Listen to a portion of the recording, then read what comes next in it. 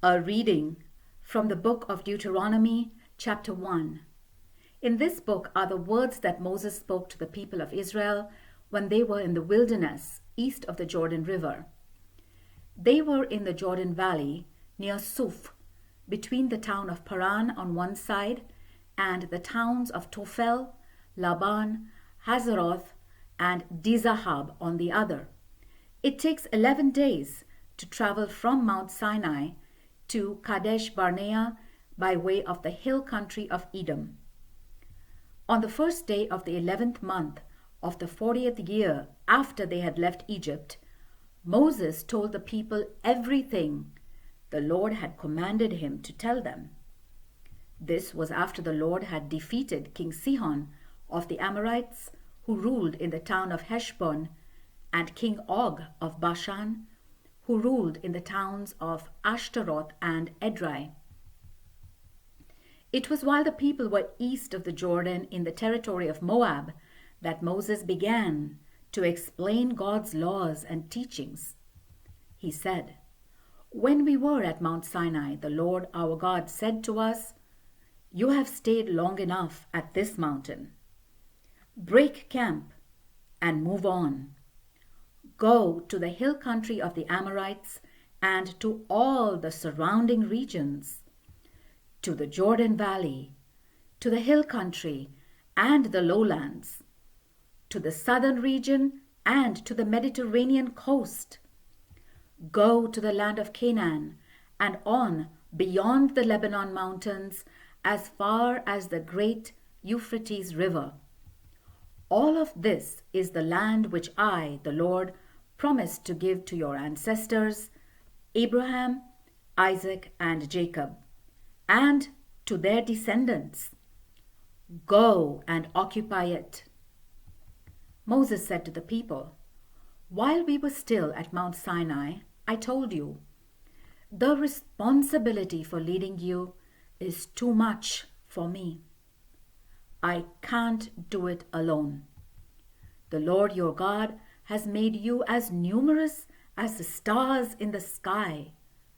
May the Lord, the God of your ancestors, make you increase 1,000 times more and make you prosperous as he promised. But how can I alone bear the heavy responsibility for settling your disputes? Choose some wise, understanding, and experienced men from each tribe, and I will put them in charge of you."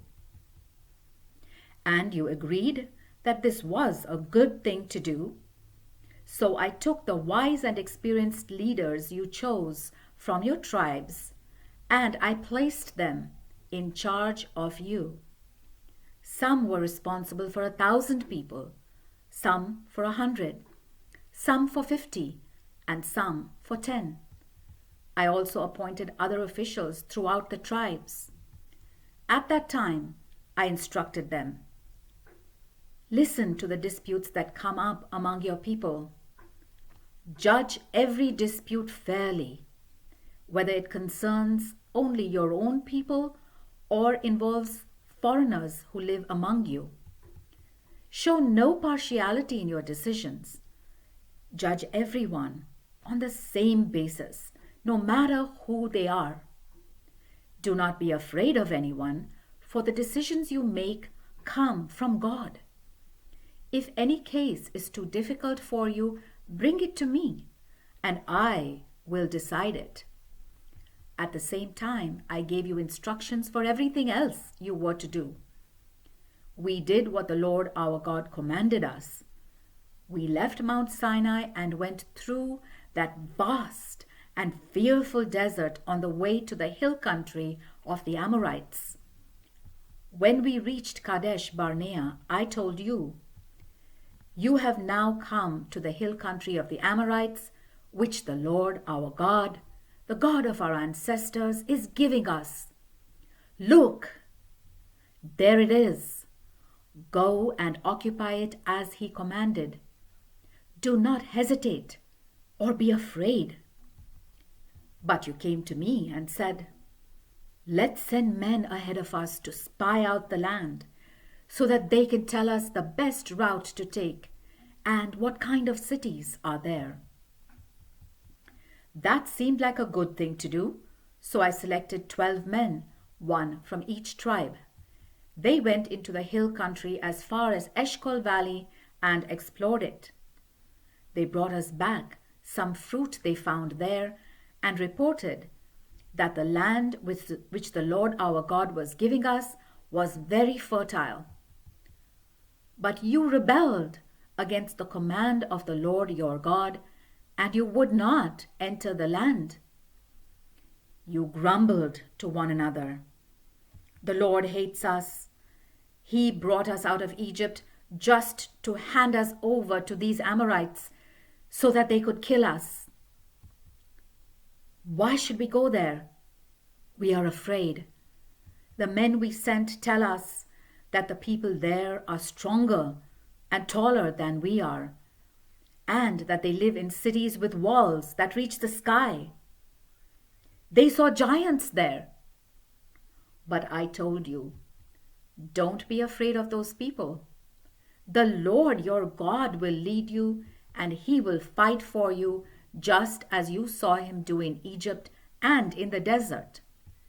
You saw how he brought you safely all the way to this place, just as a father would carry his son. But in spite of what I said, you still would not trust the Lord, even though he always went ahead of you to find a place for you to camp. To show you the way, he went in front of you in a pillar of fire by night and in a pillar of cloud by day. The Lord heard your complaints and became angry, and so he solemnly declared, "Not one of you from this evil generation will enter the fertile land that I promised to give your ancestors. Only Caleb, son of Jephunneh, will enter it.